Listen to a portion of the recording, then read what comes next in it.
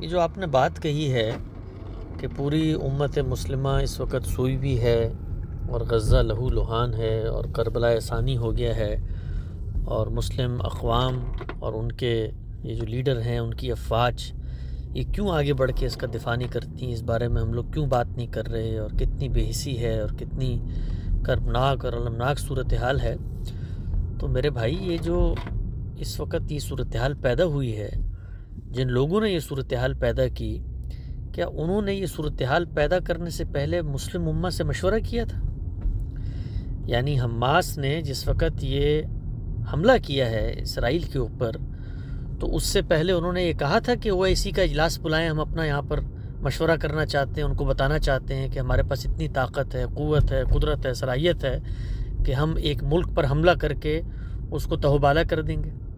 اگر انہوں نے یہ کام مسلم امہ کی مشاورت کے بغیر کیا اور اس کے نتیجے میں کچھ تو خون کا بازار گرم ہوا، 60 70 80 ہزار لوگ بے گناہ مارے گئے، تو یہ کام کرنے سے پہلے مشورہ کرنا تھا نا، یا کام کرنے کے بعد آپ پوری امت کو یہ کہیں کہ وہ آ کر ہمیں بچائے؟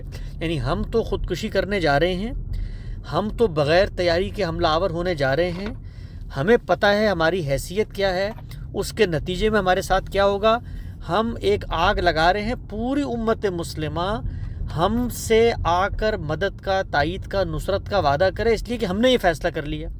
تو سوال آپ سے میرا یہ ہے کہ کیا انہوں نے اس فیصلے سے پہلے امت مسلمہ کو اعتماد میں لیا تھا؟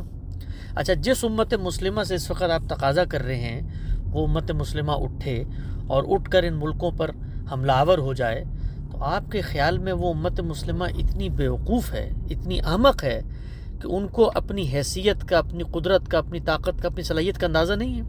یعنی ان 57 ممالک کے اندر 4 ملک بھی ایسے نہیں ہیں جن کے پاس باقاعدہ ایئر فورس ہو۔ ان ملکوں کے اندر بھی جو افواج موجود ہیں، سب سے مضبوط پاکستان کی فوج ہے۔ وہ فوج پچھلے 70 سال میں اپنی فوجی طاقت کے بل پہ کشمیر کو تو آزاد کروا نہیں سکی۔ وہ فوج اپنے داخلی مسائل میں بلوچستان کے اندر گھری ہوئی ہے، دوسری طرف 2000 کلومیٹر کی سرحد ہے، وہاں سے اپنا تحفظ کر رہی ہے۔ تو آپ کے خیال میں یعنی ہم لوگ مسلم امہ کو اس چیز کی دعوت دیں کہ وہ اٹھے اور اٹھ کے جن ملکوں میں وہ اپنا تحفظ کرنے کے لیے سرگرداں ہے، وہ اس کو چھوڑ کر ایک عالمی قوت کے ساتھ جا کے لڑنے پہ آمادہ ہو جائے؟ یعنی گویا آپ کا خیال یہ ہے کہ جو کچھ غزہ میں ہوا ہے وہی کچھ کرنے کے لیے ہم اپنے ملکوں کو پیش کر دیں، ہزاروں لاکھوں جانوں کو اس طرح سے لوگوں کے آگے ڈال دیں مرنے کے لیے؟ تو میرے بھائی، یہ جذباتیت جو ہے اپنے اندر سے نکالیں۔ یہ جن لوگوں نے یہ کام کیا ہے، اس وقت ان سے پوچھنا چاہیے ہے کہ آپ نے یہ اقدام کیوں کیا 12 اکتوبر کو؟ کیا آپ کو آپ کی صلاحیت کا نہیں پتہ تھا؟ آپ کو آپ کی طاقت کا نہیں پتہ تھا؟ آپ کو نہیں پتہ تھا کہ جس ملک پہ آپ حملہ آور ہو رہے ہیں اس کو عالمی برادری نے وہاں وجود پذیر کیا، اس کے پیچھے کون ملک کھڑے ہوئے ہیں؟ آپ لوگ عجیب و غریب بات کرتے ہیں، یعنی ایسی بات کہ جس کا نہ سر نہ پیر، اور یہ توقع مسلم امہ سے کہ وہ آئے۔ آپ جانتے ہیں کہ اس زمانے میں جنگ کیسے ہوتی ہے؟ یعنی جنگ جو ہے وہ افرادی قوت سے لڑی جاتی ہے۔ جس مسلم امہ کو آپ یہ دعوت دے رہے ہیں کہ وہ اٹھے اور تمام اسلامی ممالک کی فوج جو ہے، سعودی عرب کے اندر وہ 30 کے قریب ملکوں کے فوج کا کنسورشیم بنایا انہوں نے کچھ عرصہ پہلے، جس میں ہمارے ملک کے ایک جنرل کو اس کا سربراہ بنایا۔ وہ اپنے پڑوس میں موجود حوثی باغیوں سے لڑائی میں کامیابی حاصل نہیں کر سکے اب تک، اور آپ کا خیال یہ ہے کہ یہ فوجی اٹھیں اور اٹھ کے جا کر اسرائیل پر قبضہ کر لیں؟ تو یہ احمقانہ خواب ہیں جو ہمارے مذہبی لیڈر یہ دکھاتے ہیں، اور ان لوگوں کی سوچ پر یہ جو کچھ تو خون کا بازار گرم ہے، اس میں کہیں پر یہ بات نہیں ہو رہی کہ جی اسرائیل معصوم ہے اور اسرائیل کے ساتھ یہ ہم لوگوں نے کیا کیا۔ اصل سوال یہ ہے، او بھائی، وہ اگر کوئی زیادتی کرتا ہے تو اس کے پیچھے تو عالمی قوتیں کھڑی ہوئی ہیں، ہمارے پیچھے کون کھڑا ہوا ہے؟ ہم نے کیا سوچ کر ان بڑی طاقتوں کے ساتھ جنگ مول لی ہے؟ یہ جنگ کوئی آسان کام ہوتی ہے بھائی؟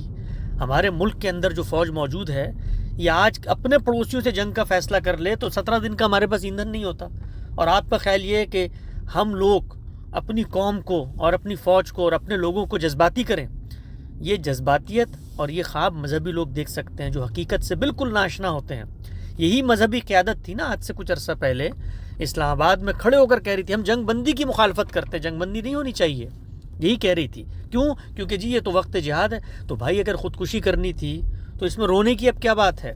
اس وقت اصل مظلوم وہ معصوم بچے ہیں جن کو ان کی قیادت نے جھونک دیا ہے، ان کے لیے ہم بھی درد رکھتے ہیں، ہم بھی دعا کرتے ہیں، اور انہی کو بچانے کے لیے اتنے عرصے سے کہہ رہے ہیں کہ یہ لڑنا بھرنا ختم کرو۔ دوسری عالمی جنگ کے بعد اگر اللہ تعالیٰ نے کچھ جینے کے امکانات پیدا کیے تھے تو اس پہ شکر کرو، اس پہ راضی رہو، اپنی تعمیر کرو، امن ہماری ضرورت ہے۔ یہ بات ہے جو غامدی صاحب اتنے عرصے سے کہہ رہے ہیں، لیکن دنیا کیا کہتی ہے؟ تم بزدل ہو۔ بھائی اگر ہم بزدل ہیں تو تم جرت رکھتے تھے تو لڑو نا، پھر لڑنے میں رونا کیسا؟ پھر تو یہ تخت یا تختہ ہوتا ہے، پھر تو موت پہ خوشی منائی جاتی ہے۔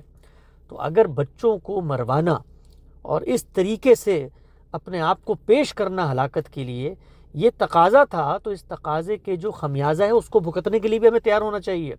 تو اس وقت اگر کوئی ایک کام ہونا چاہیے مسلم امہ میں، وہ یہ ہے کہ سب مل کر اس مذہبی قیادت سے سوال کریں کہ جنہوں نے بغیر کسی مشورے کے، بغیر، اور جو سیاسی قیادت ہے مسلمانوں کی وہ تو ابھی تک لگی ہوئی ہے، قطر لگا ہوا ہے، وہاں پر انہوں نے پناہیں دی ہوئی تھیں، مصر لگا ہوا ہے، اردن لگا ہوا ہے، مذاکرات کر رہے ہیں کہ کسی طریقے سے کچھ نہ کچھ ہو جائے معاملہ، لیکن کیا مذہبی قیادت نے ان کو اعتماد میں لے کر یہ سب کام کیا تھا؟ اگر نہیں لے کر کیا تو پھر آج وہ شخص احمق ہے، بیوقوف ہے، جو یہ تقاضا کر رہا ہے کہ یہ مسلمان جن کو اللہ نے امن دیا ہوا ہے، سلامتی دی ہوئی اپنے ملکوں میں بیٹھے ہوئے ہیں، کم سے کم وہ اپنے ملکوں کو بھی غزہ بنا دیں اور یہاں پر بھی لاکھوں لوگوں کی ہلاکت کا ذمہ دار اور بار اپنے سر پہ لے لیں۔ تو اللہ تعالیٰ سے ہم پناہ مانگتے ہیں اس طرح کی کسی چیز کی کہ ہم اس ظلم میں شریک ہوں۔ یہ جو ظلم ہوا ہے اس ظلم کے ذمہ دار واحد حماس ہے، وہ مذہبی مسلح گروہ ہیں جنہوں نے لڑنے کا فیصلہ کیا۔ انہوں نے یہ فیصلہ مسلم امہ کی مشاورت سے نہیں کیا، انہوں نے یہ فیصلہ مسلم امہ کو آگاہ کر کے نہیں کیا۔ اگر نہیں کیا تو مسلم امہ ان سے دستبردار ہے۔ جو مظلوم ہے وہاں پر ان کا معاملہ اب تقدیر کے سپرد ہے۔ آپ کے خیال میں ہماری خواہشات اور توقعات کے نتیجے میں معاملات ہو جاتے ہیں؟ بھئی آپ نے ایک ملک پہ حملہ کیا ہے، اب وہ اس کو جواز بنا کر جو اس کی مخفی عزائم تھے ان کو پورا کرے گی۔ تو اس موقع پر امت مسلمہ کا جو رد عمل سامنے آ رہا ہے قابل فہم ہے، سمجھ میں آتا ہے۔ امریکہ سے نفرت آپ کی اپنی جگہ پر ہے، آپ کی باقی ملکوں سے، لیکن جو کام آپ کرتے ہیں بھائی اس میں، مثلا آپ یہاں پر دیکھیں افغانستان میں، آپ یہاں پر ایک مذہبی گروہ اٹھتا ہے اور وہ ایک عالمی قوت کا جا کر 2 بلڈنگیں گرا کر سمجھتا ہے ہم نے دنیا فتح کر لی۔ جو نقصان مسلمانوں کو اس کے بعد ہوا، کون ذمہ دار ہے اس کا؟ تو اس کے بعد یہ تقاضا ہے کہ جی امت مسلمہ جو ہے وہ ان لوگوں کو راہداری دیتی ہے اور ملکوں میں، تو بھائی یہ کام کرنے سے پہلے آپ نے امت مسلمہ سے مشورہ لیا تھا، سینکشن لی تھی، یہاں پر ریفرینڈم کرایا تھا کہ ہم جا کر امریکہ میں یہ حملہ کرنے جا رہے ہیں۔ تو یہ سب کی سب چیزیں مسلمانوں کو اس طرف دھکیل رہی ہیں کہ جس کا نتیجہ ان کی نسلیں بھگتیں گی۔ اور اس وقت بھی یہ وقت ہے سبق لینے کا کہ جو ہمیں فتح و نصرت کے خواب دکھائے جاتے ہیں کہ آپ لڑیں، جہاد کریں اور اس کے نتیجے میں یوں ہوگا اور وہ ہوگا، یہ اس کا انجام ہے کہ ہم روتے ہیں آخر میں کہ جی اب تو ہمارے پاس جو تھا وہ بھی چلا گیا۔ تو یہ سوچنے کا وقت ہے، اپنے اوپر غور و فکر کا وقت ہے۔ اس میں ہم اس طرح کی جذباتیت کا ہرگز حصہ نہیں بنیں گے جو مسلمانوں کو مزید نقصان پہنچانے کا باعث بنے۔